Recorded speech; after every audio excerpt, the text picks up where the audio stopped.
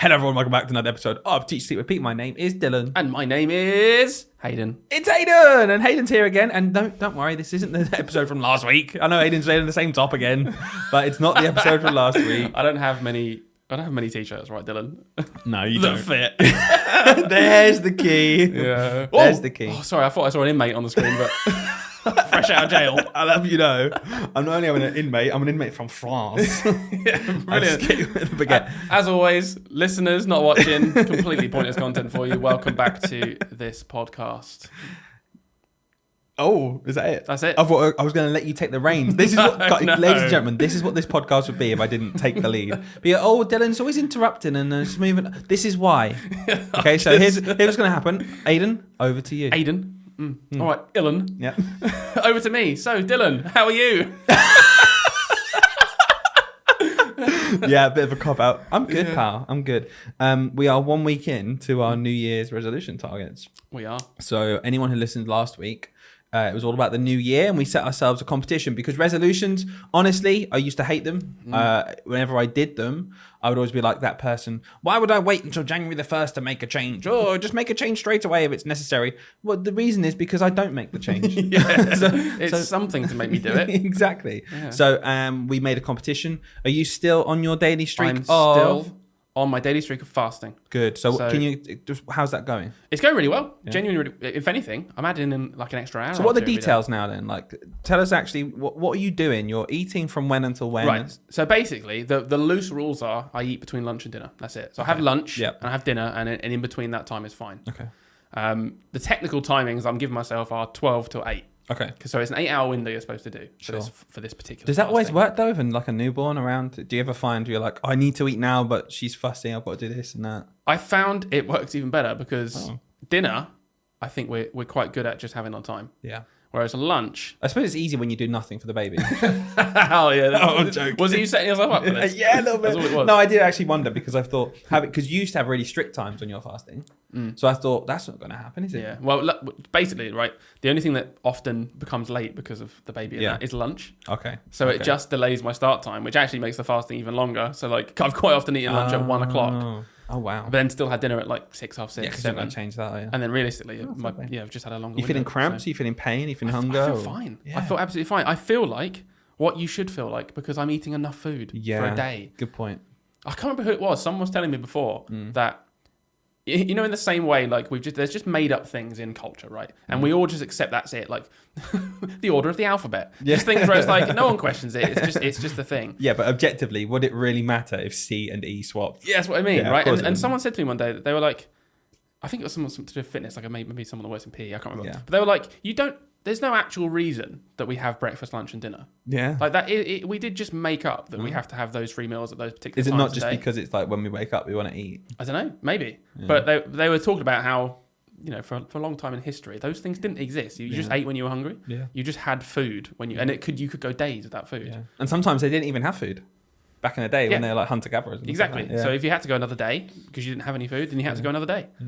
So that's a good point. We've just got really used to, I have to eat my dinner. Well, there's that whole adage, breakfast is the most important meal of the day. I know so many people who don't eat breakfast. Yeah. I mean, I'm sure there's something in that. I'm sure there's something to do with your metabolism. I don't know. But I'm not fussed by breakfast. And kind of flip to you where you're not having breakfast. I am having breakfast now. And it's like... I that's the one meal I feel I have to force down me. I don't like eating in the morning, not really. But by 10 o'clock, I'm hungry, and I'm like, oh, that's when I'm waiting. So do you feel better? I suppose it's the whole point of this is like, do you actually feel better? I know, obviously, throughout this process, when we come on and talk about it, we're going to talk about like the weight loss and stuff because at the end of the day, whatever we're doing is going to cause a calorie deficit, and we're hoping to lose weight. But genuinely, the number one goal is, do you feel better in yourself? Not yet. Really? No, not yet. Being honest with you, I feel the same. But I have done this diet before, and I do remember it taking a few weeks to kick in and feeling pretty good after that. But at the moment, I just feel exactly the same. I think I just need to do it for a bit longer, really. I mean, you obviously feel different then. No, I don't feel massively different. This is a really weird thing because I've done this. So I'm doing the daily challenge with you, and my challenge is to not eat sugar. And to clarify, I mean like, the most obviously added sugar, hyper high processed, super palatable foods like crisps and Pringles and chocolate and snacks and things like that. All I'm doing is simply eating breakfast, dinner and lunch and not snacking. In that order? Yeah. Why might they get that wrong? Ignore my comment about the culture. Dylan doesn't believe in that anyway. What do you mean culture? No, breakfast, lunch, and dinner in order, and everything's homemade. Yeah. So no takeaways. Yeah. So because limiting the processed and exactly high fat. Yeah, and when I say high takeaways sugar. again, I mean like McDonald's, KFC, etc. Yeah. For example, we had a Nando's that time. I know Nando's sauce will have some sugar in it. Yeah. I understand that, but the point is that I'm not having those like ultra bad things. Yeah, because normally we'd have a Nando's and then you'd smash like an entire bar of dairy milk. Exactly. And have like a milkshake and 2 lemonades. Yeah, exactly that. Whilst I'm doing it, I'll have 3 refillable full fat Cokes. Yeah. I've not had any sugary soft drinks. I've just had water. And I've had, I think, again, because I want it to be sustainable, when we had Nando's, I did have some no added sugar lemonade. Yes. Right? So, again, but I'm not having it all the time. 95% of my drinks have been water. You had 0 sugar lemonade, not no added sugar. That's very different. Oh, yeah, 0 sugar. Zero Yeah, sugar. there's no sugar. But the point being that 95% of my drinks are now water. That, how much of a huge change that is for me. I know. Yeah. I've not consumed any chocolate. I've not consumed any crisps. Now, the thing I wanted to talk about quickly was I don't have that horrible pang that I've had every other time I've done this, where after 3 or 4 days, I've had this horrendous headache. Yeah. Like intense in the front of my head, like get some sugar down you. Yeah, but the last time you did it, you went, I did think it was a bit extreme. I suppose. You went actual, like, completely no sugar. Yeah, that's a good point. Dylan didn't eat anything with sugar in it. I'm talking like bread. Like literally anything with sugar in it, Dylan didn't eat. Just completely cold turkey from sugar, which was a bit silly, really. In retrospect, it was, but I felt unbelievably good. But then you got the headaches and all that. Yeah, I did, but I got through the headaches. That's what I mean. Okay, I was waiting for the headaches to finish, and then you get through them, and then you feel so much better. Sure. So at this point, I'm not worried, but I'm kind of like, well, I've not had them horrendous headaches. But honestly, like for dinner and lunch and stuff, I've had chicken breast with salad. So that's nothing. Mornings, I've had egg on toast. Yeah. And for dinners, I've just constantly had something home cooked from home. I've been cooking a lot. I've been doing spaghetti bolognese. I've been cooking a curry. Yeah. So all that stuff is homemade and it is good, but I've not had those pangs. And I'm like, I'm either getting away with it, and this is brilliant, Or it's yet. Something's not happened yet. It's on the horizon. But in general, it's good. It's really good. But moving on from that, nice little catch up with you guys there. We're going strong. So what are we, 7 days now? Yep. I'm going for as long as possible. I want it to be like a lifestyle I want to change. beat you. Yeah, I'm going to beat you. There's no doubt. It's the ultimate competition. I am going to beat you. There's no, and mine's harder, so I'm going to beat you. Yeah, Anyway. you have got more extreme one, to be fair. I need to start adding in a bit of your diet to mine. Well, why not? Yesterday when I sat there eating my meringue, lemon meringue tart. Yeah. But in my window of It's in eating, your I was like, window. eating my lemon meringue tart. I've had 74 dairy milk bars, but it's in my window. Yeah. Anyway, how's your week at school? Been back? Yeah, it's been all right. Yeah. I mean, by all right, I mean, It's it's fine. working. It works. Work. We did a little poll. We're going to have a lot more coming in later on. Yeah. But there was a thank you so much on our Instagram, by the way. If you follow us at Teach Sleep Podcast, let me say that again, at Teach Sleep Repeat Podcast. Do find us on there because we're often putting on polls. We use that in our podcasts. And the first question asked was, how are you feeling about going back to work in 2024? Really split down the middle. Now, I know we're massively weighted towards teachers, but I did have some friends on there, some other people who follow us who I know aren't teachers who also went back to work in 2024. Yeah. So they're involved in that too. But it was really interesting, the split. 30% of people mostly positive, 30% of people mostly negative, Okay. 40% of people neutral. Oh, so right. dead That's so split funny. down the middle. Yeah. So really, really even split. And I just thought, I looked at that and my first thought was, well, that's all right. Yeah. But if you really think about it, going back to work is what you spend your life doing. It's what you spend over half of your awake time doing. The fact that it's 50-50 on how you feel about it is unbelievably bad, isn't Yeah, it? Like, really. it's objectively terrible that half of people, well, let's think 70% of people were neutral or negative about going back to do the thing they do for most of their lifetime. Yay, capitalism, baby. Capitalism, baby. And I don't know, it just made me think, when you think deeper about it, it's mad our society where we're like, oh, that's all right. That's okay. Half and half. 30%. That's up. Yeah. That's up. I know. So it's just, I thought that was crazy. But personally, in the moment, the day before I went back, and when I was in school, I felt great. Yeah. I was positive because I get to see my kids. Yeah. I love seeing my kids. I love seeing my work colleagues. I like. I just remembered something. Go on. Go on. Okay, I thought you're laughing at me. You're my work colleague. So, Yeah. I love seeing my work colleagues. Love seeing the kids in my class. That was brilliant. But very slowly, the reality does hit you Yeah. at 5:45 when I was still at work on Wednesday. Yeah. Because I finished when I pass everything over. I'm like, okay, there is lots to do. There is lots and it is to do. knackering. Completely. My initial feeling from day one was, oh man, this is so But we've exhausting. got children now. Yeah, We've got and it children just now. makes it that bit more exhausting. I just remembered Yeah. you talking about senior kids and stuff. I Yeah. went into the staff room Yeah. and Dylan was in there and he had his phone out. And this is so cute, really. Oh. He was just standing there looking at pictures of Rory because he'd missed him because it was lunchtime and he hadn't seen him for like 3 or 4 hours. He was standing there looking at his own pictures of his child that he'd taken on his phone. I miss him. That was so cute. Oh, Rory could be in my arms, just chilling, Yeah. and I'll look at pictures of him. Okay, that's weird. Yeah, I 'cause know. he's right I just want to look at him all the time. Yeah. And anytime anyone asked me, and they were just being polite, classic small talk. Like, was Christmas okay? Don't ask Yeah. me that. Don't ask me that because within 10 seconds, I'm like, yeah, here's a picture of Rory smiling over my shoulder with the Christmas tree. there. Which I've I've shown everyone. I've shown everyone at work. Yeah. I'm just obsessed. I miss him when I'm with him. Like, what do you think I feel like at work? When you're with him. Yeah, I miss him when especially when he's asleep. Can't I know get what people enough. mean now. Yeah. I know it's exhausting and it's tiring and stuff, but when he goes to sleep, Yeah. oh, I miss you. I want to That's hear so you. funny. So I That's just nice. watched him on my phone. I know. That's good. Just That's love good. him. It's a I just good love him. feeling. Yeah, it's It's a good. nice feeling. It's good. I'm thoroughly enjoying having a child, despite the sleepless nights sometimes. But last night, she slept all night. Yeah. For the first time. We had like a whole night's sleep. That's unreal, It was isn't it? crazy. So good. You had that about this time, didn't you? Do you remember? Yeah, you yeah, messaged yeah. us being like, is something wrong? I know, because we were up from like 2 till 4 watching him. Wait, like you're up by now. What's going Just on, mate? sleeping. Yeah, unbelievable. But other than that, yeah, instantly horribly exhausted. Yeah. Is my phrase that I wrote down for how I felt about going back to school. Yeah. Made me appreciate being at home a bit more. Yeah. And just being with my gals. Yeah. Very, very, very grateful at this point that we took that plunge to go part time. Yeah. And Yeah. took what was a risk at the time.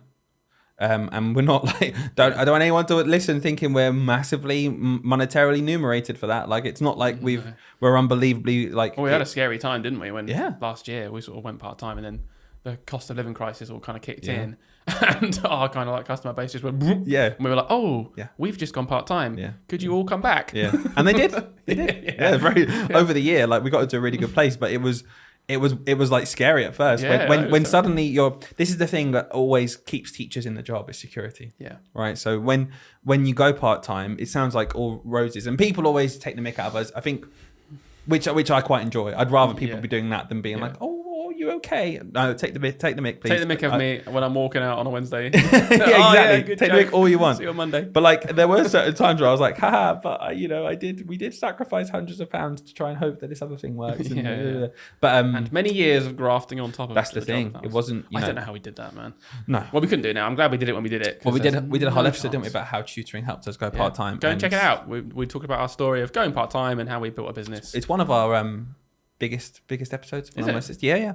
And all I would say to people is, don't. This is interesting because I know we're going to talk to people in the future who've left teaching and been successful. I don't want people to think it's all roses and simple. Yeah. It's not okay. You don't quit and then hope. It took us 3, 4, 5 years of working constantly, Evenings and weekends, creating curriculums, making stuff, building business to be able to do that. So don't just you see the light and you think, oh wow, you've done it. It's a bit more complicated. You see the Instagram reels that are like 2 steps on how you can become financially free this year. It's like, no. It's like, if it was just 2 steps, then everyone would do it. Yeah. Do some drop shipping on Amazon. It's like, no, stop telling people. Stop it.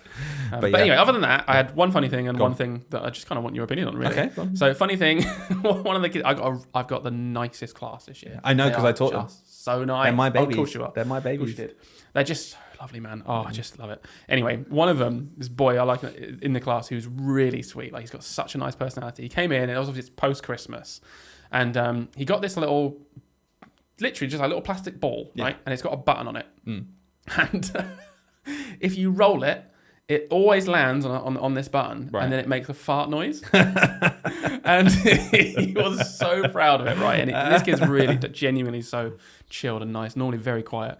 And then I was just about to start my input in maths, and my door opened. He's in another class, and this ball came rolling in. I immediately knew what it was, and it landed, and it went did this fart noise, and I could just see him like giggling and laughing outside the door. Like, you just think of the situations where that would annoy you, right? Oh, yeah. Other classes or particular children, they'd be like, no, that's really... Because it was him. And because he never does this thing. And he knew the right timing. I hadn't started, really. I was just getting people sat down. And it just really made me laugh. And it made my day. And it made his day. With a different teacher, that would have been a huge problem. I think he knew. But this is my point, though. I think this is my point, bigging you up a bit. Sometimes who cares? Yeah, it didn't Sometimes affect anything, who really. cares? Yeah, look at the situation. It's not a blanket. That's always bad. But aren't you awful? Come on, they're human beings. Lesson 1. Yeah, right? exactly. Like, if anything, it just got The most people important lesson. a bit happy. yeah. It got people happy, like cheered up. Yeah, it doesn't matter. Come back to school. Yeah, and it was funny. But he knows, like, there's no way. One, he would never do it again. Yeah, the joke's over now. And some kids would just do it. They see you laugh at it one time, they'll do it 8 more times, and it's like, oh. Yeah. He wouldn't do it again, and there's no way he would have done it in like an actual crucial time. Yeah. So it's just I thought it was quite funny. Oh, bless him. So there's that. That's good. There's another slightly funny thing that I don't know what to do about, really. All right. And this is where you might Agony be like, on. you are a bad teacher. So because I do like to have a bit of fun with the kids, Do you? and maybe sometimes Blow dart maths? blow up maths. God, I haven't done any of that this year. Yeah. That was nuts. Like, what was wrong with me last year? You were on one. I think I lost the plot. Yeah, I think we both Genuinely did. lost the plot. Great time to start a podcast when we're both just losing the plot. Yeah. If you don't know what blow dart maths is, go and just listen to any of the first 10 episodes and just hear about the insane things I was doing last year of my maths class. So, obviously, I joke about my baldness with the kids sometimes, right? Are you bald? I'm bald, if you didn't know. Right. If you're not watching, bald. You might. I don't sound like it, I know. Sound like I've got a lot of hair. Can you do a voice of someone who's bald? Like, what would someone who's bald sound Someone like? who's bald. Hello, everyone. I don't have much hair, I'm which bald. is why my voice sounds a little bit different now. Well, if you've got lots of hair, it soaks it up, doesn't it? It soaks up the... I was thinking more Ross Kemp. What?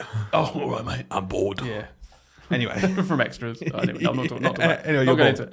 So, yeah, I have a few jokes, and obviously you've joked about it as well. Yeah. So you've trained children to say... Okay, as retaliation for being called an ogre every day, let's make that clear.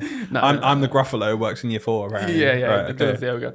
So he's trained kids to say, make jokes about my baldness. Anyway, Bald looks so, in the free hairs, Lord Voldemort, baldy, bald. Yeah, that kind of stuff. Yeah. And then the kids at one point they sung the song like "Baldy, baldy over there, you've got no hair," something like that. It's like teach them "Baldy, that. baldy over there, what's it like to have no hair?"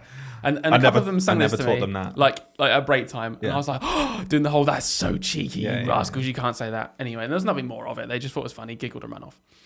Until I was dismissing the kids at the end of the day, and a small sibling of one of the children, who's not at our school, so we're a junior school, they must be in like year 1 or something, come running over, really excited, and went, "Ah, look, Baldy, got no hair." Or no, "What's it like to have no hair?" Little kid, I don't know who this child is. On the playground, like in front of all like the parents and my kids that I'm dismissing, and I'm like, oh, I felt so awkward because my instant reaction was I need to tell this child off because that's like they've crossed the line. I don't mind it when kids understand the line and they know it's a joke. This kid is 5. I don't even know the kid. They're not in my class. Their sibling has obviously gone home and said, this is what we've said to my teacher. Oh god! And now I'm like, oh no, this is where it goes wrong. Yeah, because that's not okay. No, that's where you've made your bed and you have to lie in it. I know, because that's the situation. You cannot possibly then tell her off. Like her brother's done it in school to his teacher. Shouting at this 5-year-old. No way. Oh, so I was like, oh, this is so cringe, and I hope the parents aren't listening because anyone, if I was a parent and saw that, I'd be thinking that teacher's got no control. Okay, so here's the thing. Then that is the point, isn't it? Yeah. If there's something that happens and you wouldn't want parents to hear it, then it's not good. Yeah. Like, is it? I don't know, because it might just be that I think, oh, they don't know the context, so it's. I guess so, but in that situation, I wouldn't want them. And this is the problem with, as a teacher, especially in year 6, when they've had 5 other teachers or 6, 7 other teachers ever who have this line where that's not acceptable. Yeah. For you to then in year 6 be like, oh yeah, that is acceptable. They're obviously going to go around and be like, yeah, because I'd feel if we had another bald teacher at school, Yeah. and then they went and did that to them, I would feel awkward because I'd be like, oh, I don't want to presume that you're okay with Sure, exactly. But luckily, yeah. You know. And because working with children, I think the onus is always on us. We need to own it. We need to own it and be like, okay, yeah, that's my problem. Yeah. So own it. I cried and ran off. Yeah, you did. Did. It was just really awkward. And I was purchased a wig. Stop doing that. Well, no, I think it's just. And then I look over to you. Then you realise. Like, Baldy, with all your kids. Yeah, it's me getting on my high horse. I think you just have to own it. Whilst After you're all training the those children. years of saying it's okay. Now. Anyway. Go and get Lord Voldemort his lunch, please. Thank you. Yeah. Yeah, but anyway, all good. So that's a long 20-minute intro. That's a really long 20-minute intro. Didn't even talk about your week. Dave, what to talk about? Like, only thing I was going to say is there's a whole thing at the minute with darts. Been up for the darts because it's the maths, doubles, trebles, and things. The only thing I was going to say, it's been a whole discourse on like the news and stuff. It's like GB News. Don't know why they keep going on about it. And it keeps popping up like call for darts in schools because it's good for maths. Classic. Like no. Yeah. Like no. Like I watched the darts and I was like, that's really cool opportunity. We can use that. Of course we can do it every now and then. Yeah. Amazing. What do you mean though? Call for darts? Are we just going to do doubles all year? Replace a maths lesson a week with we're just darts. going to it's a really cool tool and we should as teachers be looking for tools and I'm going to use it at some point and I think it's great and we can watch, YouTube videos or get a magnetic dartboard, but it would be the same as getting a fractional. It would be the same as getting some counters. It'd be getting same. It's just a resource. And the idea of like calls for it in school. Look at his this kid didn't get a GCSE in maths or didn't get an A.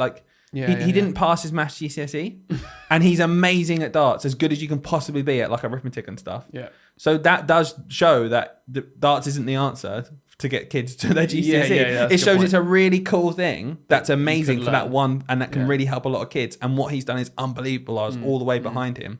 But let's not pretend that. All right. Let's put that into why they're not doing that in schools then, because it's not useful for the curriculum as a whole. It's useful for a bit. It's also a very specific end game kind of knowledge. Yeah. Like, doubles and triples. And adding. Yeah, but it's the like if they start on 501. It's the instantly knowing what they're down to. When they hit some darts and what they need to change to. Like if they miss, they're like they know exactly what stuff. Yeah. Like that. It is a cool skill. Yeah. But when my kids don't know their number bonds to 10, that is not that darts is the absolute end game of that kind of knowledge. It's like that's not something I'd ever want to do with those kids, unless the darts went up to 2. Can you imagine? Do you know what I mean? It's like 1 and 2 only. I get it's cool, but I'd probably only do it as like an enrichment activity with the best mathematicians, really, at primary school level. Like we're on 273. I've just hit 3 18s, 2 7s, and a 4. What am I left with? And how many of your kids? What? I couldn't do it. Yeah, it's not relevant. I watch darts and I absolutely can't do that. Yeah. It's a skill, isn't it? Yeah. Like it doesn't. I'm good at maths, but I cannot do that. Yeah. I've not learned that skill. It's a cool skill to have. No harm in teaching the kids it. Please stop telling us to put it in. The timetable's already round. Oh, that's like a call forward to what we're going to talk about. Is the timetable fit for purpose at school? Let's do a jingle and come back to that question. So, Hayden, before the jingle, I asked you one simple question. Is the primary school timetable fit for purpose? Oh, thanks for reminding me, Dylan. I hadn't remembered that. No. Join us again. End of episode. How many times have we made that joke? I know, we are a broken record. Okay, let's dive a bit more into real this. answer. Okay, real answer now. So the primary school timetable, it's a very generic question. We're going to go into lots of detail about lots of different parts of the timetable, the amount of stuff we have to teach, the order we have to teach it, the proportion of what we get for each lesson, etc., etc. But in general, what is your first response to this question? Because it's a big one at the minute, a lot of discussion around it. Is the primary school timetable fit for purpose? Does it meet a goal? Is it there for a reason? Is it good? So if someone on the street asked me, if I wasn't in a podcast right now where I know we're going to talk about it forever, and someone just asked me that and they wanted a fairly quick answer, my gut reaction to that is I don't think so, because it doesn't feel like we can fit it all in. Okay. I think that's kind of like the big answer, which we can dive into a bit more. But it just doesn't feel, I constantly feel like I'm not doing all of the things that I should be doing. Or you'll speak to teachers from other schools and they're like, what, you only do 3 lessons of that a week? We do 5. Because the curriculum says you have to do 5 of these a week. And it's like, well, we can't fit. If we do that, then we'll have to drop something else. And another school, the thing you dropped will be like, oh, no, you can't drop that. That's really important. We make sure we do an art and DT lesson every single week of every term. And we're like, oh, okay, well, we can't drop that then. it does just get to the point. If you carry on doing that and then go for that analogy, it's like, okay, we can't actually fit it all in. So what would your answer be? Like, if someone said to you no, okay, so you're given the ability to now design a timetable because you're saying the timetable itself is wrong. There's almost two prongs here of the timetable and the amount of stuff we have to do. Yeah. So, okay, the amount of stuff we have to do is too much, agreed. So then what would you do with the timetable? And like, how can you fix this? If the timetable's not fit for purpose, what would be your answer? Not saying do less. The actual timetable itself, what do you think's wrong with it? This is where it's really hard because I think it's hard to answer that question because I mean maybe you've got an answer, but I'm not sure the timetable or anything to do with the timetable is the solution because I think there is literally just too much to fit in. I don't think there's any magical timetable you could do with this curriculum where you feel like you've adequately covered every subject to the level they're supposed to be covered in. Okay. I don't know. What do you think? Well, we asked again on Instagram a simple question. Given the power, would you change your school's timetable? Nothing to do with what needs to be covered. So let's try and focus down that now a bit, I suppose, for a minute. And 58% said, yes, I would change it. Now, 42% said they wouldn't. And I think that's boiled down to what's the point in changing it? Yeah, well, same thing you said. Well, what's the point? Because then we'll just be missing something else. Or they've just got a good timetable. Exactly and that. They need to get in touch with us to tell us what it is. Yeah, but 58% still said yes, I would change it. And I suppose their point is, okay, we've got too much to cover. But in the current system, one person said to me, I would love for a bit more creativity. I'd love for a bit more a chance for children to be artistic. Yeah. I want a bit less of a concentration on maths and English that's and the thing. science. And although they're important, they certainly do take up a huge chunk of the timetable. Yeah. So Yeah. do you think there's any merit in the timetable perhaps changing to reflect the fact that not everyone's got an English or a maths or a science lesson kind of mind? There are creatives out there. Definitely. All right. I think if we, just for a minute, we just ignore the end goal, the government pressure, the assessment. If we ignore the fact that we will get grilled as a country, as a profession, if we dropped a maths lesson a week and actually the standard of maths went down ever so slightly, but children were happier and doing everything because if they did that and got better at art, there'd be no way of telling really. No, and the government don't care about those things. That's what I mean from the government point of view. Have made it very, very clear. So for those not in education, it's it's always been maths and English heavy and science. It used to be a lot more important. But over the last 10 years, we have become obsessed with maths and English only. Specifically maths, nothing else matters. We all pretend, the government will pretend, oh yeah, these subjects are important, but oh, look at these big league tables we've got and we're going to compare internationally with maths. Come on, guys, China are smashing us in maths. Come on, teachers. Yeah. If we just ignored that for a bit, I think we probably could make a better timetable where maybe we didn't do maths and English every single day, even just 4 days a week. Think how much time that would free up. Like most schools, I'd say the majority of schools in this country, based on my limited knowledge, just from talking to other teachers, do maths and English every single day. Oh, absolutely. Absolutely. I have heard over schools, 95%, I think. Yeah. There are schools that don't. Yeah. I have definitely heard of schools where it's like, oh, no, we just have 3 or 4 maths lessons a week. One of them's in the afternoon. Yeah. 3 of them are in the morning. But don't you think that with English and maths in particular, there's so much emphasis put on them because they're so important. They come up everywhere, right? Reading and maths comes up in everything. Okay, so therefore a science lesson could be maths.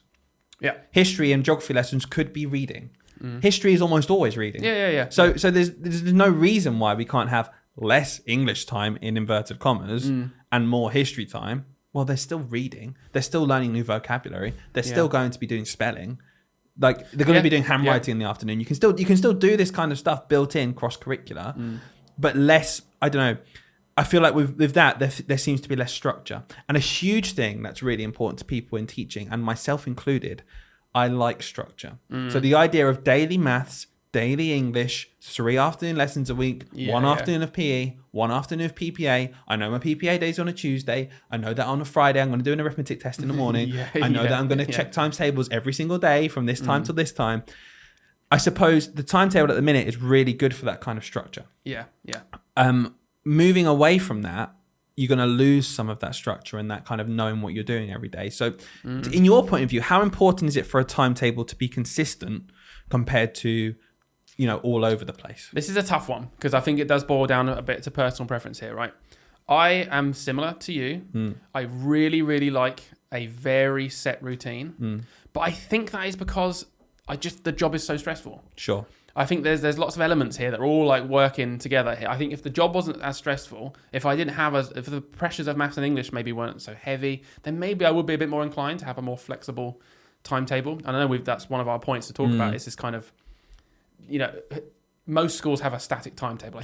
I think most schools, if you went in there, they'd be like, yeah, on Mondays we do this, on Tuesdays we do this, a weekly Wednesdays timetable. A weekly timetable. Sometimes that changes per term. Yeah. Like I know ours certainly does. Every term. Afternoons do. Yeah, we'll do different things in the afternoons or whatever. Yeah. But generally, our maths and English, it's the same time every single day. But I have a friend who works in a school where they have a flexible timetable and they will do English at different times at different weeks. And I'm like, how can you cope with that? They're like, oh yeah, the week before, we just kind of map out our week. Right. Just map out, we've got a lot of history to this week. So we're going to drop one of the English lessons. We're going to do double history. And then next week, we're going to pop in another English in the afternoon. Don't you think that's better? It's more responsive. It probably is better. Yeah. More stressful, I think, as a teacher. More workload, I suppose, in terms of... This is the problem with being a teacher at the minute. I feel like everything that makes you a good teacher is extra workload. Yeah. So it used to be years ago, you wouldn't mind... I wouldn't care sitting down and being responsive and being like, oh, actually, you know what? It would be really useful if the children, let's say in history, right? They didn't quite get this topic last term. So I'm going to use this lesson now. Instead of starting the new topic, I'm going to go over it because it goes from maybe Greeks to Romans or something like this. There's kind of a thread through there. Yeah. It's the next step in history in terms of maybe going from through the Iron Age and the Bronze Age and the Stone Age and things like that. And they didn't quite get that. So it'd be really useful for me to actually just sit down, look at the old term, plan a bit of a recap lesson, put that in there, shift this around, and then we can do an extra lesson in the morning because do you know what, actually, that English, we can drop that off because we've done loads of that already. Yeah. That is objectively much better teaching. Objectively, yeah. But it's much more workload.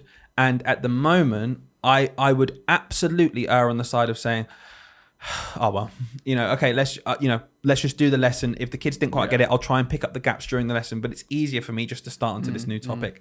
And I think that's a big part of the culture of teaching now, which is shifting, is people are moving towards the easier option only because they're already horrendously stressed. The cognitive load is huge. Yeah, that's it, isn't it? It's the cognitive load. And they're already working really hard. When I say the easy option, I mean of that exact thing. Yeah. They're already doing 10 million other things as well. When your cognitive load is already maxed out. You're not going to make history your priority to replan and do. No. When you've got so much stress and timetable time on English and maths and things like that. With assessments coming up and all that. Yeah. Yeah, it's a tricky one. And same with PPA. I saw recently online people talking about PPA, flexible PPA or not, and someone was asking like, is it you mean normal? Flexible like you choose or? Well, as in like, in our careers we've always had static PPA, as in it's the same day every week at the same time, like guaranteed. I like that. Yeah, me too. Yeah. I like that, but like I recently learned just from reading some stuff that some schools don't do that. So in some schools, in this one I was reading about in particular, on at the end of a week, they would get their PPA timetable for the next week. So PPA, for anyone who doesn't know, is time out, right? Yeah, so it's our planning, preparation, assessment time. Yeah. So we just time out a class to do whatever we need to do to get ready. Yeah, so if you're not a teacher, you're entitled to 10% a week of your teaching time, which is normally like half a day. You might get like an afternoon or a morning out of class to basically just sort out the rest of your job. Go back and listen to our PPA episode to find out why that is not a good deal. It's a myth. And this person I was fascinated because I've never heard of it. This person was talking about getting their PPA timetable on like the Friday or just at the end of the week before to be like, your PPA next week is going to be on this day, time. Wow. So they never know when their PPA is going to be. So they don't, okay, that's really interesting because a big thing about PPA is that teachers aren't to prepare or mark anything for it. Yeah. So if that's constantly being changed, like for example, it's Tuesday morning. Well, I've just planned English. Yeah, thank you. We'll use that. I don't like the idea of that because I think it brings so many more problems. And they were saying that in this thread that people were talking about it, other schools do it as well. And people were like, sometimes we don't get it as well until like on the week. So imagine finding out on Monday morning, you got PPA now. Monday morning, I was like, I've just planned lessons for this. Yeah, that's awful. And I didn't plan for Thursday because I thought maybe that was going to be my PPA again. Do you plan your PPA time though? In terms of, I know, for example, in PPA next week, right? I'm going to be planning some English for week 4 of term. I never plan in it. No. But what I mean is, do you plan your time? No. So my time in PPA. Yeah. I've got PPA. Yeah. I know that. Okay, cool. My PPA is on a Tuesday. I know I've got to do something for Friday morning now. I might say, okay, in my PPA, I'm going to get that Friday morning job done. So I know I don't have to do it outside of school. Oh, I see what you mean. I've chunked my PPA on Tuesday now to say, okay, for the first hour, I'm going to get a couple of lessons planned for week 4. Sure. So my point is, if that's moved or taken away, it might scupper your plans. It scuppers my plans. My swallowing, apparently. It scuppers my plans in terms of, okay, I was going to use that time to do this. It makes me less, I'm already not very organized. Yeah. So the minimal thing I can have control over of, I'm doing work in school in my PPA. If that's been moved around, I feel like that would set me off. You're right, because actually I do, for example, we do Friday, like arithmetic test on a Friday. Sure. And I do often plan it for that week in that week's PPA. Right. So I have PPA and it's just one of the things I do every week. It's like, cool, I'm going to plan this week's arithmetic test because we always do it based on the most recent understanding of them, of what they need. We write them an arithmetic test. So if your PPA would come in, like, PPA's on Friday afternoon, you'd be like, okay, I've just got to do that now. Yeah. At some other point. Yeah, it would be really annoying. So I don't like the idea of flexible PPA. Let us know if you do, because I don't actually know anyone personally who is in that situation where their PPA is decided upon flexibly each week. Like, that sounds horrendous to me. And when it's set though, like, when it's moved around, rather, it feels like there's so much more opportunity for it to be dropped off. Whereas when it's set, it's like, okay, everyone knows every Tuesday the sports coach is going to be doing this and that. Didn't you do a poll? Yeah, I did a poll on Instagram, and it was basically, what is your PPA consistent? So vast majority, as we expect, 75% yes, consistent. Yeah. Still not as high as I thought it would be. I thought it'd be much higher. Yeah. 15% of people have it moved around. Wow, that's way less loads. Yeah. So this was the thing that I never understand. 10% clicked lucky if we get it. And I don't get it, because in the timetable, to me, PPA is sacrosanct. And very luckily, it's sacrosanct to our management and SLT as well. Is, there is never a question. It's not even a thing. Whereas I think I've worked in schools before where if you lose your PPA, it's like, oh God, I'm like, you're kind of like twiddling your thumbs, and you're like, please, sir, may I have some more? Oh, all right. We'll take you out of that really crucial lesson to give you some PPA. Please, sir, may I have my basic rights as a worker in your place? Yes, of course you can. Like, so I know how it feels. Some people being like, taking it away, and then they feel awkward to ask for it. Well, that's what toxic schools are all about. That if you work in a toxic school, you know this feeling of you feel bad for the things that you should just have, what you're owed. You feel bad for like asking about it. If you're in that kind of place, get out. Honestly, it's not a good place. You should feel empowered to be given what you deserve. I don't even feel that empowered. I just feel like it's just a thing. Like if ever we missed, for example, we went back on a Monday, which was bank holiday. Sorry, so we went back on a Tuesday this year. You would have missed your PPA. Wasn't even a thing. It's just like, okay, it's planned for this time. You're going to get this release time. So in that respect, it has moved, but that's because you weren't going to get it. Yeah, exactly. And now you've got it. And I've worked in schools before where if there was a bank holiday, so one person missed PPA, right? Well, one year group, let's say, missed PPA. The answer would be no one gets PPA that week then. Yes. What? Excuse me? Yeah. To make like, it fair. I still need 10% of. If you're going to be picky, give me 10% of 4 days then. Oh, it's half an hour less. Okay, well, I'll still take it. Yeah. The answer is not no one gets it. The answer isn't just I'll scrap PPA for the whole timetable. The answer is sorry, no, give me my 10%. So been there as well. I think that's quite common. The response often back to that is, well, you had Monday off. Yeah, you had the whole of Monday off. Doesn't matter because that's not my PPA. It's not working time though, is it? It's not 10% of my working time. It's as simple as that. Yeah. So I worked 4 days that week. Cool. What's 10% of 4 days? 0.4 of a day. Thank you. Give it to me. I'll have that. Yeah, literally. Honestly, it's unbelievable. There we go. So timetables could be flexible in terms of subjects. We agree that that's probably objectively better because you can respond to their needs. But PPA, I think we agree that needs to be a set in stone time. Yeah. So do they marry together? They don't, obviously. Yeah. They don't do it. I think, well, okay. They can do because are the weekends set in stone?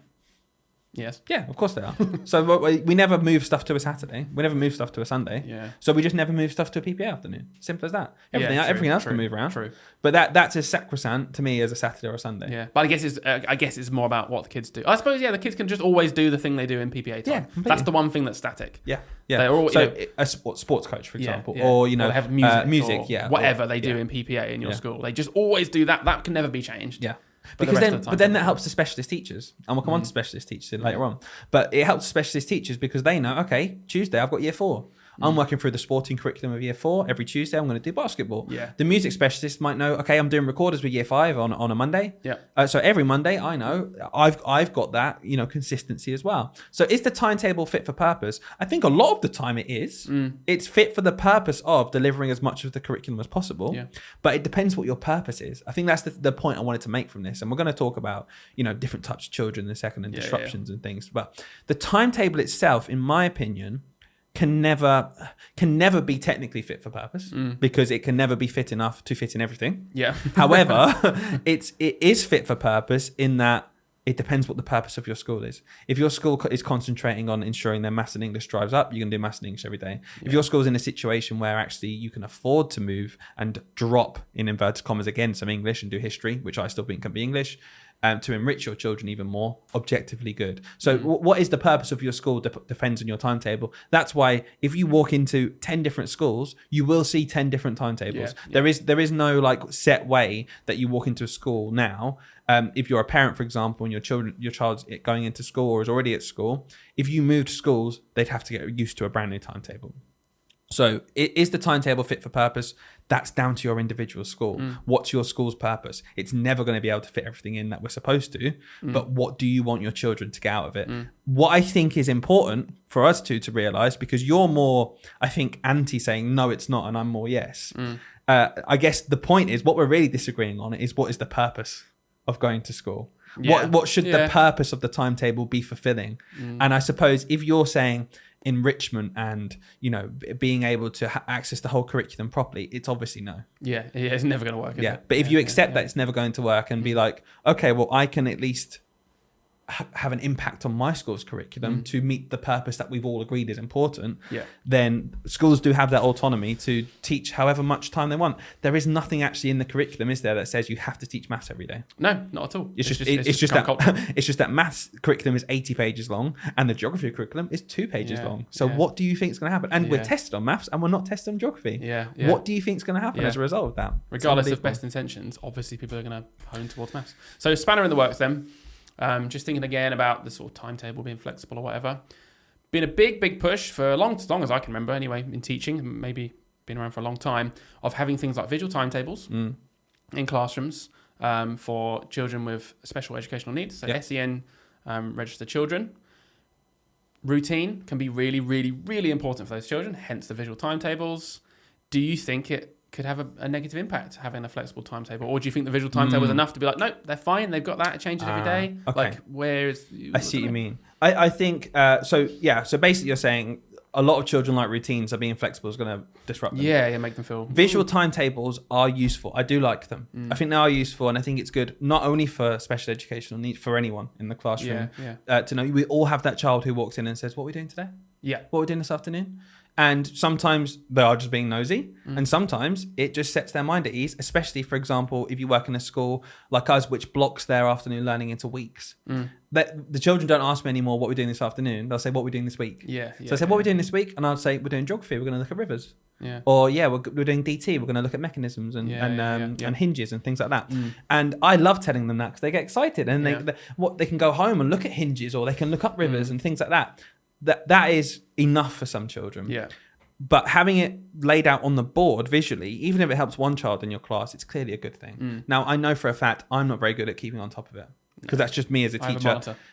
I need to set up a monitor basically, but the monitor, a really good thing to do would be to choose a monitor who's a child who would use the visual timetable. Oh, that's nice. Because then they're naturally going to come up to you and say, what's going on today? And it's no longer an apprehension for them because they just want to know themselves. Oh, I want to know what's going on. Do I ask him? Do I not?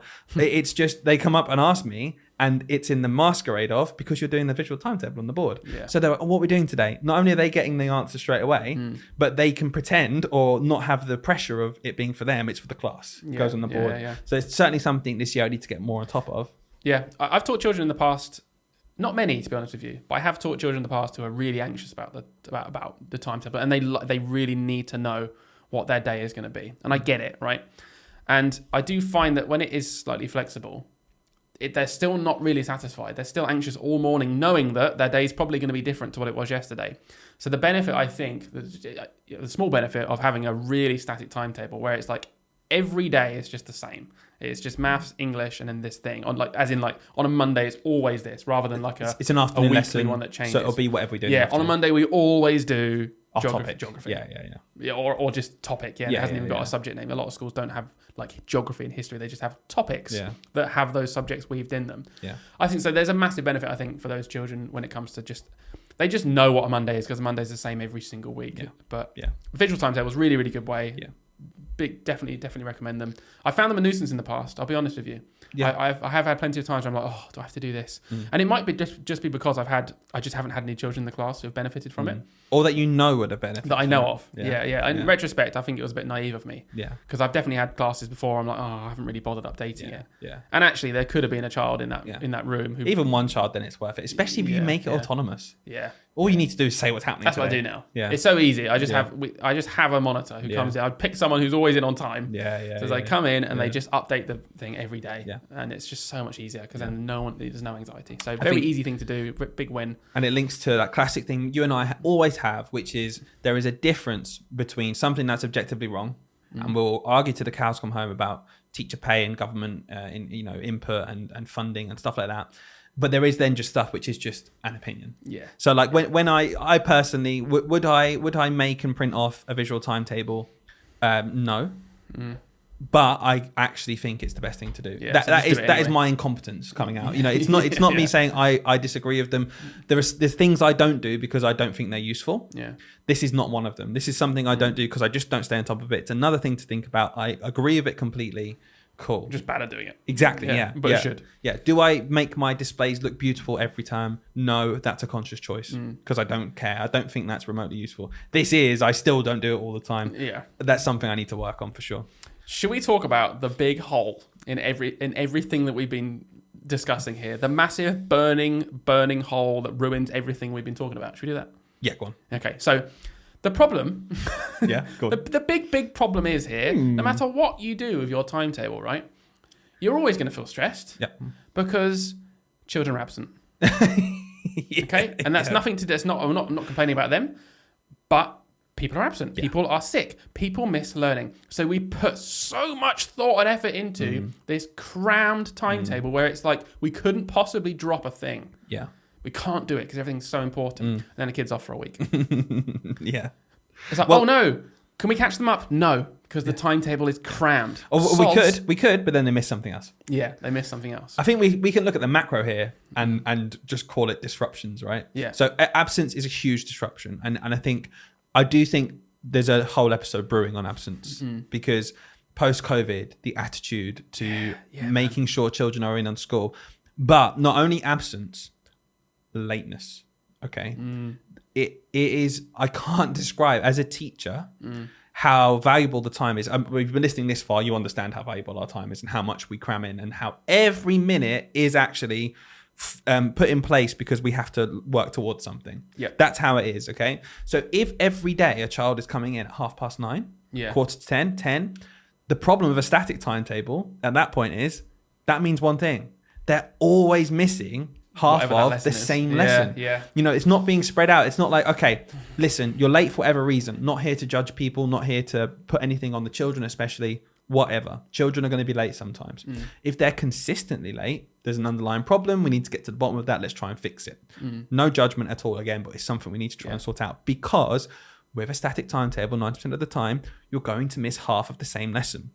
If you're missing half of the same lesson 3 times a week, that is going to massively detriment your progress in that subject. Yeah. And there is literally nothing we can do as a school or as teachers to mitigate that. The only thing we can do to mitigate that would be to take that child out of a different subject and try and shift it somehow. But then that's detrimenting 2 subjects. It's just never the same. It's a nightmare, isn't it? And it happens a lot. Like, if you're not in the teaching world, you'd be surprised at how much this sort of thing happens. I've had multiple classes in the past where I'd have like just 1 or 2 children who just every single day just turn up genuinely between like 9 and 11. Yeah. Somewhere in that time. And you just think, and I never ever once, like you said, I make it really clear, never get cross with these children. No, you can't. You can get frustrated, but because I'm frustrated, I'm like, I want you to learn. But I try not to even show them that because like if a 9-year-old is turning up to school Sure. an hour late, I guarantee you it's not the 9-year-old's fault. It might be on the odd occasion they've had a strop in the morning and their parent comes in, but you know it because those parents come in, they go, "I'm really sorry, but I just could not get out the door this morning. I've been in a pickle." But when it happens 3 times a week, consistently for months or years, it's like, okay, don't ever get annoyed at that child because it is absolutely not their fault. Like, it's not their responsibility to get to school at 9 years old on time. Yeah. So it's a really hard thing to do because you get frustrated though, because then you're thinking, they've come in halfway through my lesson again. They've missed the entire input again. I've now got to give them the input and everyone else now has to just wait and do something else because I was going to do something with them. It's really frustrating. And that's just absence. And that's just like morning absence. Then you get things like, this does annoy me a little bit. And I know I shouldn't get that annoyed, but it's because we're teachers. Cool. Holidays, midterm. Yeah. Like half of me is like, do you know what? Life's too short. I agree, by the way. Go and enjoy it. But for me right now as a teacher, it is really annoying though, because they have now just missed a whole week and I don't have time to catch them up. But I'm expected to catch them up. There's difference as a professional and as a human. Yeah, exactly. As a human, honestly, and I don't know if I should be saying this as a teacher, but I don't care.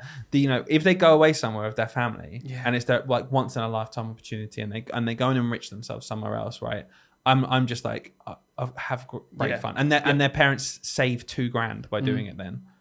Have a good time. Yeah, have a good time. I loved it. And I always make the kids, when they come back, I never ever, I make the point of not being like, oh, holiday and term time, cheeky. I always go, do you have a nice time? That's really good. Right, we've been doing this. Let's work hard. Let's crack on. We're not going to go back through this stuff, but you'll pick it up as we go. Objectively, clearly missing a week of school is going to impact their progress on certain things. It's going to be harder for us to catch them up. It's going to be extra work for us to catch them up. It is just an extra load on our minds. Can I vent for one thing that I've had one time in the past, right? There's one experience. This is the only time I've ever got annoyed at an actual midterm holiday. Yeah.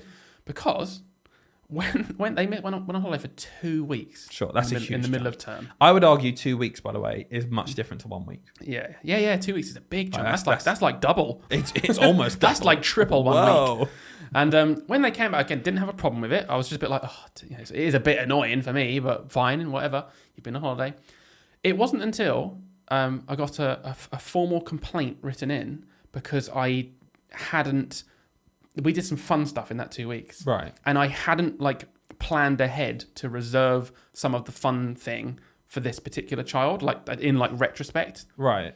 I don't want to go into too much detail. Right, I get what you mean. Too specific. So you did something really fun with the children. I did something nice. Whilst they were off on holiday. Whilst that kid was off. Yeah. And then, the parents had expected me for when they got back to have reserved this thing so they got to retrospectively do the fun thing as well. Right. And I honestly, I had to remove, because I was losing my temper and I'm just horrible. So I was like, I can't speak to this person because I would just be like, what are you talking about? Yeah. You chose to take your child out of term out of school in term time. Yeah. You missed the stuff in term time. That's not my problem. So not my fault. I'm gonna save you here from sounding like a grumpy old man. Yeah. Because if the child was sick, what would your response be? And then they were off. They're tough. They missed it. I don't know. I just think. But would it be as angry? No, not as angry. That's what I mean. I guess not as angry. If they've gone away on a lovely, all expenses paid 2 week holiday somewhere, and they didn't get an ice lolly in the afternoon, okay, no, I think that's justifiable though. If they were just sick, I'd feel bad for them. Yeah, that's what I mean. They were poorly and they didn't want to lose it. That's my point. You wouldn't be angry. You'd be like, oh, that is good. They've got no control over the fact you were ill. You didn't go on a holiday, so do you know what? Maybe I'll try and get this thing in place for you, or I'll try and do this instead. You wouldn't necessarily still. Because you wouldn't know they're ill, you wouldn't move a whole day to another thing. No. That's when they're ill. You'd feel bad for them. You'd be like, I'm sorry, mate, let's try this instead. Yeah. They've been on holiday. You'd be like, for a formal complaint, guys. I know. Crazy, I was so annoyed at that.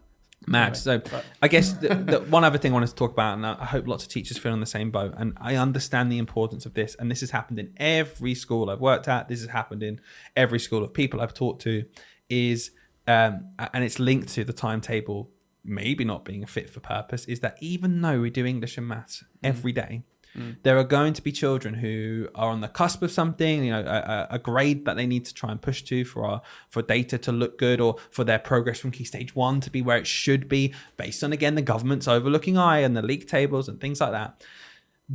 I reckon every school in the country has interventions, which are extra groups for children running outside of English and maths time, obviously, because they need the English and maths, that creep into afternoon lessons. Now, cards on the table, I would much rather every child simply receive the whole afternoon lesson.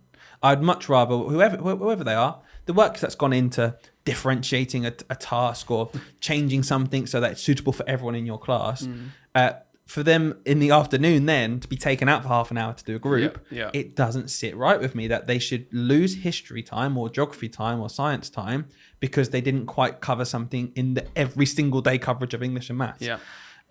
Where do you sit with that? Because again, that's to do with the timetable. Is it fit for purpose? They're not going to reach the level that the government have decided. Should they miss out on their history and geography? I have spent 9 years very passionately trying against interventions. Genuinely, I really, really, really don't like them. I don't like them. Ever. Full stop. I just don't like them. If your school has some magic time where you can run them. So fine. What about for example, I don't know. If assembly's happening. So that to me is like the only one where it's like, okay, you can justify it a bit. That's still missing something that everyone else is getting at the end of the day. We just don't value assembly generally in schools as much as like a lesson. Sure. So that one I'm like, okay, if you're going to do an intervention, limit it to assembly. But so how do kids catch up then? Through quality teaching. I think honestly, it just has to be through teaching. If we're doing maths and English every single day. Yeah, we're doing maths. Yeah, that's what I mean. We're doing maths and English every day. Every year's curriculum basically recaps the last year's curriculum and adds a bit more to it. There's just got to be a point where we say, well, they are doing 5 hours of that a week, or 6 or 7 hours of that a week. 15 minutes intervention. It's just... Let's not do that last bit. They're doing 6 hours of history a term. They're doing 7 hours of maths a week.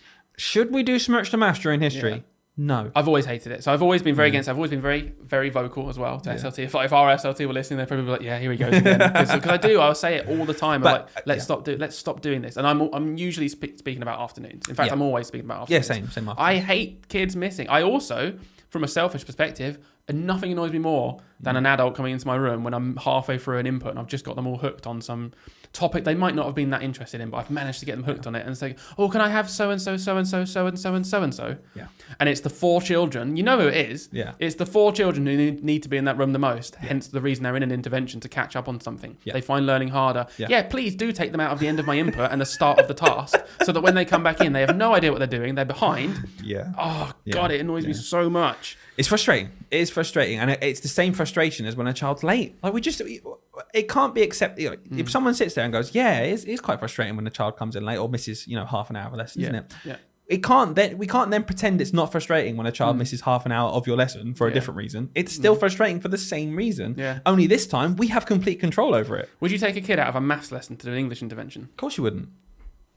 So another side to this coin is, okay, we're just teaching the kids that these subjects are just not important. Yeah. History, not important. Go out and do some maths. Yeah. So, in the past, I've ran intervention groups. It's my job. I've been asked to run intervention groups. Therefore, I've made them really useful. They have been maths. Yeah. There's sometimes been English as well. I've done English writing interventions. I've done reading interventions. But mostly I've done maths interventions. Yeah. Geography? Never done geography intervention. Yeah, never done a history intervention. Never happened. I'm not going to take a child out of maths because they didn't know who Julius Caesar was. Yeah. Do you know what I mean? But however, I will take a child out of geography because they didn't know how to bridge 10 past 98. Yeah. And you might listen to this and agree. You might be like, oh yeah, well, maths and English are important. Yeah. And do you know what? I kind of agree to that as well. But I just hate the whole double mindset of, we all unanimously agree that maths and English are the most important. They are just really important. But that's already built into the timetable already. But also, you have to tell the children and make it really clear that every subject is equally valuable.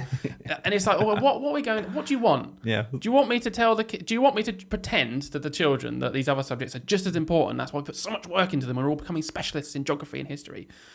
But also not. We all secretly behind the scenes, but they're not though, are they? Because we'll take them out all the time and do these other things. Yeah.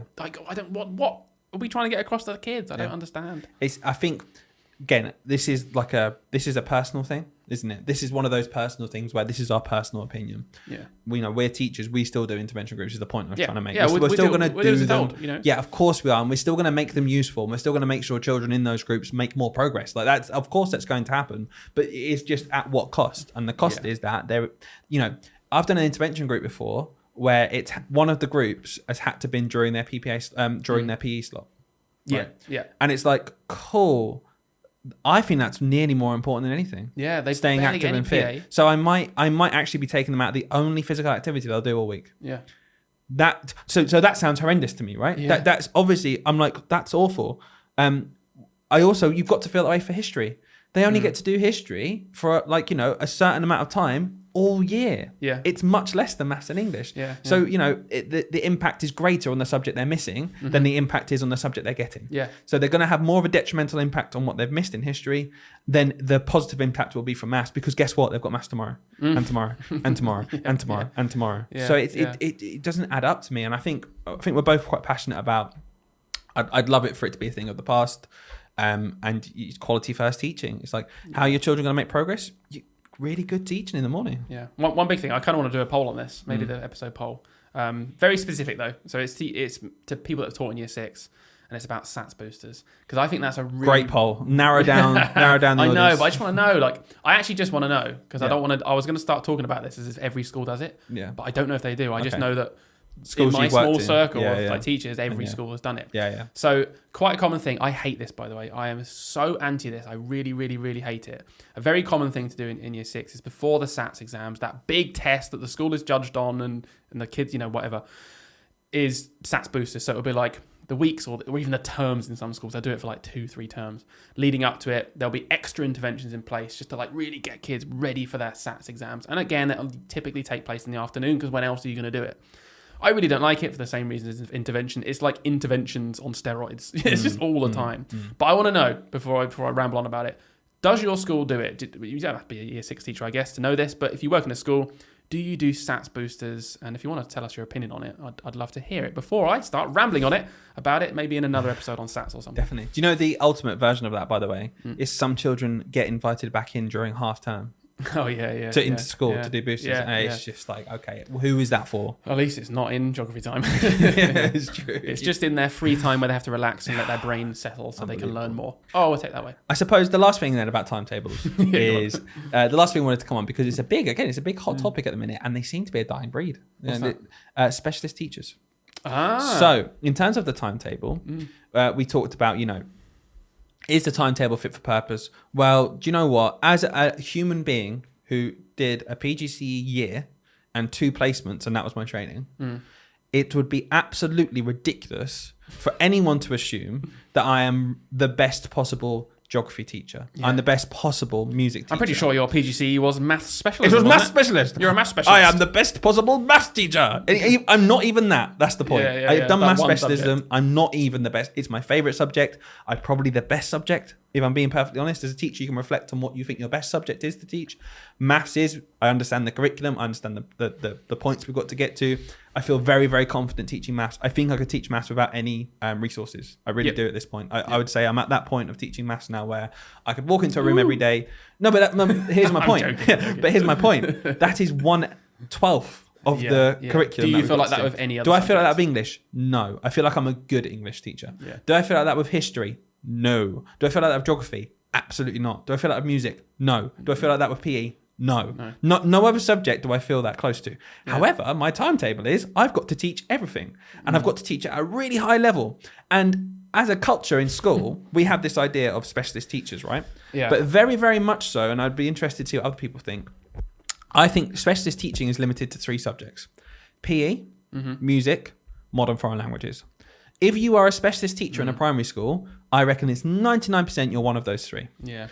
Okay. Why then is it that we pretend that children need a specialist in music, in PE, in modern foreign languages, but not history? No, that can be the teacher, of course. No. Not geography. What are you on about? ICT might be another specialist teacher, but in a lot of schools, the teachers teach the ICT. That is such a niche that you can't possibly be an expert at. And well, if you go teach coding. Exactly. So I've never used it. I guess the point is, why don't we have more specialist teachers? Why don't we, as teaching staff, if we're looking at the timetable as a teacher's point of view, why isn't my timetable maths all morning? Why don't I teach maths to more than one class? I'm better at teaching maths than other subjects. Yeah. Why aren't I then in a primary school? It's happened in secondary school. You have specialist teachers. Yeah. Why not in a primary school then? Why don't I have 4 maths classes instead of 1? Yeah. Why doesn't someone else have 4 history classes instead of the closest example, I guess, would be I'm a year 6 teacher, so I have to teach every single subject at year 6 level. But in 1 year's time, every single one of those subjects will be taught by a specialist teacher, and it would be ludicrous for the idea of a year 7 teacher teaching every single one, wouldn't it? So Can you imagine a secondary school teacher who's mainly based in year 7, and they're like, right, this week you've got to do maths and English. Sorry, you've got to do both. I know you're the older maths teacher, but would you mind covering English? All right. You've also got to do geography, history, PE, and RE, and they are doing French at the moment. And planet. Yeah, and planet. And planet, please. And understand the curriculum for all it's of just them. like, I'm 1 year away from that. Like, what are we talking? This is mental. This is mad. But I agree. I mean, we've talked about, in a previous episode when we talked about Ofsted, we did talk about maybe why it's become so pressurized now of like you've got to be like so specialized in every single subject, whereas before it was a little bit like maybe it was a bit more accepting of the reality of you're not actually going to be there, are you? So let's just do like a foundation in these subjects. But your question, so what was your question? What we can do about it? Well, my point that I was making with specialist teachers is we pretend that we need them for these subjects. Yeah. Or we do need them for these subjects even. I don't even think, I'm not pretending. They're much better at doing it. Right. So why therefore, why don't we have specialist teachers? Why don't we have that mindset with all of the curriculum? Why does it stop at modern foreign languages? Do you know, it's the same reason. It's the same reason that if you walk into a school, there's an 80% chance that you'll trip over a carpet that was put down in 1995. There's no money. There's no money, is there? Yeah. Well, that's how they save money, right? Yeah. They say, okay, we're going to get rid of the specialist teacher. So the point being at this point, we're not moving towards more specialist teachers. We're moving towards no specialist teachers. So we're going to save money so we don't have to pay the specialist to come in anymore. But you have to teach PE. Yeah, stressful. What are the consequences of that? Stress. It is so stressful. And I know you're going to make a point in a minute about what you can do about it. But it is horribly stressful. If you take that seriously, if you take your role really, really seriously, then you're going to burn out. Yeah. Because you just can't be. You need to get over it. You can't be, you genuinely can't be a specialist, like an actual specialist. You can be good. Yeah. You can be a good geography teacher. I've taught this curriculum 5 times now. I've been in the same year. I'm really good at teaching this unit now. But you're not going to be a specialist in geography and history. What, teaching it for 6 hours every time? Yeah, like it's just not going to happen. And you just kind of need to not let that impact you in the way that it would if you really took that seriously. Well, because the point being, if you get rid of a teacher, a specialist teacher, and you pass it on to a classroom teacher, I'm not dissing us classroom teachers whatsoever. We've got unbelievable skills. But the children won't be getting as good a curriculum. No, of course they not. won't be getting as good an experience. Of course not. So we have a specialist teacher for music in our school. Yeah. Fantastic. If that stopped, yeah, and I then had to teach all. In fact, no, I do teach the music. It's only never mind. No, but they have groups where they teach it. Yeah. They take assembly, singing assembly. They have different year groups where they come and teach. For example, they do teach it, and so everyone in year 3 and 4 gets music intervention. Exactly, and the specialist gives me all the planning and things like that. So I might do some bit, but let's think more one where actually I don't teach any of it. So something like modern foreign languages. Oh, you do modern foreign languages. So we have a teacher who would do that, right? Yeah. If that suddenly fell on me, it just wouldn't be as good. No. And that's not because I can't be bothered. I'm not a specialist in it. It would be insulting to the specialist teachers out there for me to say, I'd probably be as good. Yeah. All of them. All of these. Of course I won't. And then the specialist knows every Tuesday I've got Spanish with year 3. Yeah. And I can plan that curriculum out. That's really consistent for me. Cognitive load is less. Yeah. They've got more to do, but it's all within Spanish. Yeah. It's all within French. It's all within, it's all within a certain subject, which they know really well. But back to your question, I do think it's budget. I genuinely think if there was just the money there, I don't think our head teacher would think twice about it. They'd be like, of course, we've got the money. Let's get in these specialists. Okay, but why do we stop there? And that's my point. There'll be nothing against me teaching maths all morning and someone else teaching English all morning. So like a secondary school setup. Almost, in terms of English and maths, like, if you have teachers who are more specialist and it would take less of a cognitive load, are we de-skilling them? Or is it simply just not practical? Or is it just against the culture? It's a big question, isn't it? Because there's probably a lot. We could probably do a whole episode on this. Maybe. Should we teach like secondary schools? Yeah. Because I reckon we could really dive down into maybe it's because there's more nurturing in primary school and actually building those relationships with your class and having them more often rather than like a form group that go off all day. But if you set, you already do that. Yeah, true. Like half the time. Usually, if you set the afternoons, you still have your class. Oh no, but afternoon you still have your class. I mean, mornings, staff are split in half. Half of them teach. For example, one teacher will teach year 3 English and year 4 English. Yeah. And then I would teach year 4 maths and year 3 maths. And so I've posed this before and I have seen it happen in schools very rarely. And I always find it weird because the only counter argument I've ever heard to this is, no, it de-skills teachers. Yeah. Yeah. Does it? How de-skilled is a biology year 10 teacher? Yeah. Yeah, Are I they do find it weird. skilled because they don't know how to teach physics and no? Yeah. Of course they're incredibly skilled at what they do. Let's look at what they're doing. The point that those people are making is that kind of wider, Future-proof. It's future-proof. Like, realistically, most schools don't do that. So Yeah. if we were going to be the one edgy school that you only teach maths and someone else only teaches English, if you need a new job in 3 years' time, that's what they mean by de-skilled. It's like, cool, you're not going to get employed now because you're not And that's a really good point. Yeah, it's realistic, isn't it? But again, I think it would have to come down to, at that point, the choice of the teacher. You know, I'd be making that choice to go step into that role knowing that fact. Yeah. Whereas, you know, if the school choose that, that's their school. It's irrelevant what other schools are doing. Yeah. But, you know, you would have to, it might be harder to recruit people for that reason. But as a teacher, I think I'd really consider that. Actually, you made a really good point there, because there's other situations where it is acceptable and the outcomes are the same. For example, our literal jobs, we're part-time. Yeah. We're job shared. Yeah. So someone could say, oh, the things you don't do on Thursday and Friday, you're being de-skilled in those. And it's like... No one's ever said that to me. But it could be. Yeah, no, but that's what I'm saying to you. Yeah, I agree. Like, and it's harder to get... We walked into this knowing that it'd be extremely hard now, and it is, for us to go and get another job. Yeah. We wouldn't be able to now just go on like, look for job adverts and be like, oh yeah, I'll go and do that other one that's a job share Monday to Wednesday, specifically this thing that I now do. And because we don't teach Fridays, I'm really bad at non-uniform days now. I'm so good at bank holiday Mondays though, honestly. I'm so Sorry, good. a job shares. Sorry, we get all the bank holidays. But yeah, I think, you know, okay, in general, that's a great chat. Round it all off. Yeah. Is the primary school timetable fit for purpose? You can answer it again. Yes, no. It's never going to be fit for purpose because it's never going to be able to actually deliver on what it's designed to deliver. Yeah. However, depending on what your school's purpose is, it can be fit for purpose. Should we do what the government's resolution to this was Oh, yeah, a couple of years ago? Do you remember? Yeah. Do you remember when they talked about this and we was all like, oh, please no. And they were like, we're going to extend the school day. Yep. Like, no, please don't extend the school day. We can't get into that. No. We'll be here Another time we're going to talk about why more isn't always better. Yeah, that's more lessons Yeah. does not equal more money. More learning. Not always better from a government point of view. Don't need it. They've got it backwards. Right, should we play the jingle and then finish off with a little game very quick? Ooh, yeah. Okay, quick game, Hayden. Want to make this a thing. Want to play games every week. However, we did really like last game, so it's going to stay the same. We've each prepared a category. Okay, so for example, anyone listening at home didn't listen last week.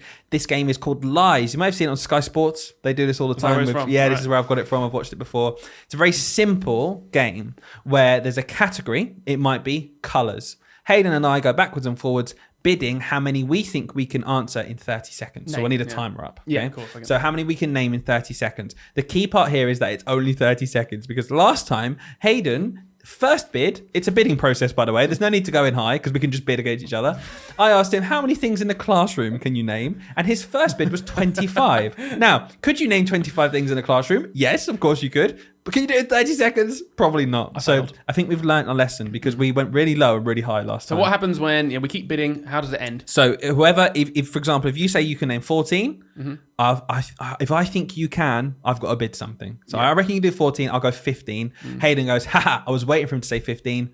No, you can't. You call me a liar. Yeah. So as soon as you think someone, it's strategic basically. If you name them all, you get a point. Yeah. If you don't, the other person gets a point. Cool. So we're calling our bluffs. At whatever point you want to call a bluff, you say, okay, no, backwards and forwards, and then that's it basically. So Hayden, right, you've got the first category. We'll do one each, yeah? So I've got a category. Okay. Are you ready? Yeah. So when do I start? Because I don't want to say Not yet. No. We bid. We bid it. Of course. Yeah. Of course. You're going to start the timer now. Yeah, I was ready to start it then. Okay, so the category is animals with 4 legs. Animals with 4 legs. Okay. Definitely 7. Oh, that's good. Yeah. Yeah, just coughing. Yeah. 9. I can do 10. 100%. 11. Now, do I make you do it? No, I can do 12. Easy. 12. Liar. No, I really wanted to. Seconds. I was really trying to push him up. Okay. I was thinking the closer we get to 15, that's 2. Okay, how many? 11? 12. 12, did I say? Yeah, I said liar. Ready? Okay, 30 seconds. Yeah. Animals with 4 legs. Go. Cat, dog, mouse, hedgehog, chameleon, elephant, tiger, lion, platypus, anteater. You got 18 seconds. 2 more. Baboon, ape. Yeah, that's 12. I got 12 seconds left as well. I was walking around the zoo. Oh, that was a lot harder in my head than I thought. We could have done more. No, I honestly thought I couldn't do 12. Walking around the zoo. I know, I was walking around the zoo. What do I see? That classroom one we did last week, I put myself in my doorway of my classroom and walked around and I was trying to name the things I could see. That's quite clever though, yeah. You should do that. Okay. Okay, that's fair enough. Right, 1-0. Okay, my one. Yep. I think this is a bit harder, but maybe we'll still bid to that kind of level. I don't know. Okay. So my one is different kinds of New Year's resolution. What? So classic New Year's resolutions. Okay. How many New Year's resolutions can you name? 1. No. That's my bid. 2. New Year's resolution. Yeah, different things people might say for their New Year's resolution. You can think of loads. A 3. 4. 5. 6. Easy. 7. Yeah, go on, name I don't know. I knew you didn't. You just wanted to try and get me higher. Oh, no. Okay, ready? 7 New Year's resolutions. Go. Oh God. Okay. To become healthier. Yes. Oh, that's too vague. To go to the gym. Okay, is that 1 or 2? You keeping the first that's one? 2. Okay. To start running. No, you can't have gym, healthier, and running. Okay. No. To start a new hobby. Yes. That's the thing. To get a new job. Yes. 4. To 3 more. Oh God, what resolutions do people have? I'll give you running. 5. 3 seconds. Okay, 5. To make it get a new girlfriend or boyfriend. I don't know. My New Year's resolution. Is that the same one? To get a new girlfriend and boyfriend? Yeah, that's 2. There's 3 kings. Quit smoking, quit drinking. Oh my God, quit stuff. Yeah, obviously. stop stuff. My brain. Get to work on time. This is why I can't go on a quiz show with you. Dylan's been on TV loads of times for quiz shows. And occasionally we'll be like, oh, we could do this one. He finds the ones where it's like there's low stakes. Listen, I'm being polite. Okay, I've got James on the other line ready. I'm like, James, it's you, mate. Yeah. I'll pretend. I just freeze up. Yeah. When I'm under pressure, I freeze up. And you don't know anything. I don't know anything anyway. So right, let's finish off. Fine. It's been a longish episode. You win. It's been a proper, enjoyable one. I've loved this one. A bit longer. Perfect. We're now going to go through. I asked, last question was, if you made it this far through all of our questions and our percentages and Instagram, what are your top tips for this year? How can we make this year really, really cool? Hayden, I want you to rate them out of 10. Well, as in like for how good is this advice out of 10? Okay. Because you're not going to know who sent them because some of these are our friends as well. Okay. Sure. So, ready? Mm-hmm. Firstly, planning your PPA. Anything that takes longer is just too much work. 10. Solid advice. That was my one. Hey. Next one. Smile every day. 6. I quite liked that one though. It's nice. Simple. Go over it. Break down everything you've got to do into simple segments. Tick them off as you go. Solid 8. Really nice bit of advice there. I think the best thing we ever got bought, by the way, well, I always remember this. I know what I was going to say. One of our head of years, in second or third year of teaching, bought us all a to-do list.